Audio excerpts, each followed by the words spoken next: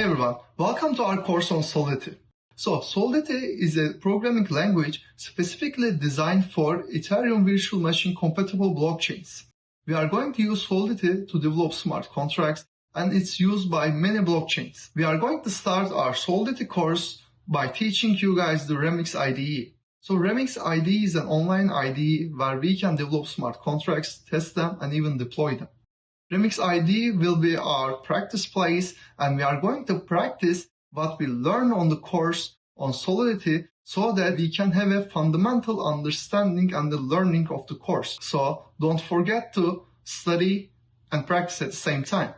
After the Remix IDE, we are going to learn Solidity in more depth with the function types, its specific types, variables, its conditionals, its loops, and everything.